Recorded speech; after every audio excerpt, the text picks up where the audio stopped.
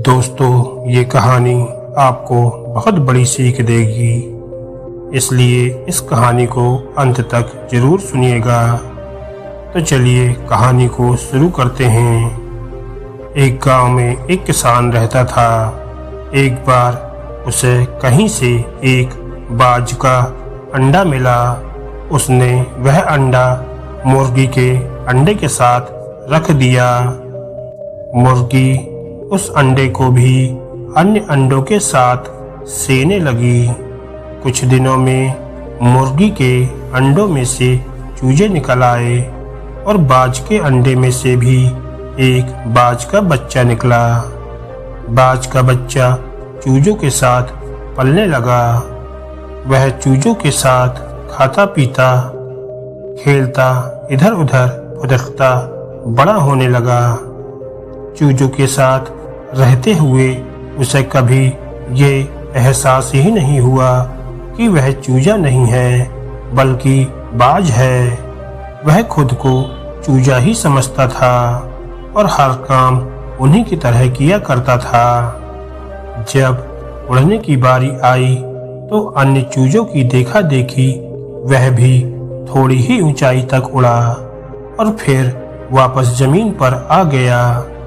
उसका भी ऊंचा उड़ने का मन करता था, लेकिन जब वह सबको थोड़ी ही ऊंचाई तक उड़ता देखता तो वह भी उतनी ही ऊंचाई तक उड़ता था। ज्यादा ऊंचा उड़ने की वह कोशिश ही नहीं करता था। एक दिन उसने ऊंचे आकाश में एक बाज को उड़ते हुए देखा। इतनी ऊंचाई पर उसने किसी पक्षी को पहली बार उड़ते हुए देखा था। उसे बड़ा अचरज हुआ। उसने चूजों से पूछा, वो कौन है भाई जो इतनी ऊंचाई पर उड़ रहा है? चूजे बोले, वो पक्षियों का राजा बाज है। वह आकाश में सबसे ज्यादा ऊंचाई पर उड़ता है। कोई दूसरा पक्षी उसकी बराबरी नहीं कर सकता। यदि मैं भी उसके जैसा उड़ना चाहूं तो? बाज ने पूछा। कैसी बात करते हो? मत भूलो तुम एक चूजे हो। चाहे कितनी ही कोशिश कर लो, बाज जितना नहीं उड़ पाओगे। इसलिए व्यर्थ में ऊंचा उड़ने के बारे में मत सोचो। जितना उड़ सकते हो उतने में ही खुश रहो। चूजे बोले। बाज ने यह बात मान ली और कभी ऊंचा उड़ने की कोशिश ही नहीं की। बाज होने के बावजूद वह पूरी जिंदगी मुर्गी के समान जीता रहा। दोस्तों, सोच और दृष्टिकोण का हमारे जीवन पर बहुत गहरा प्रभाव पड़ता है।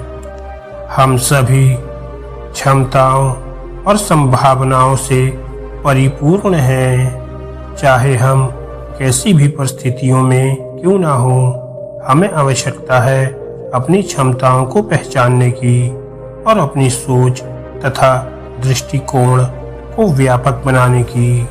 हम स्वयं को चूजे समझेंगे तो चूजे ही बने रहेंगे और बाज समझेंगे तो बाज बनेंगे। खुद को कम ना समझें, अपनी क्षमताओं को सीमित ना करें, बाज बने और जीवन में ऊंची उड़ान भरें। दोस्तों, आपको ये छोटी सी मोटिवेशनल कहानी कैसी लगी? हमें कमेंट करके ज़रूर बताइएगा और ऐसी ही मोटिवेशनल कहानियों को सुनने के लिए हमारे चैनल को सब्सक्राइब करना ना भूलें। धन्यवाद दोस्तों।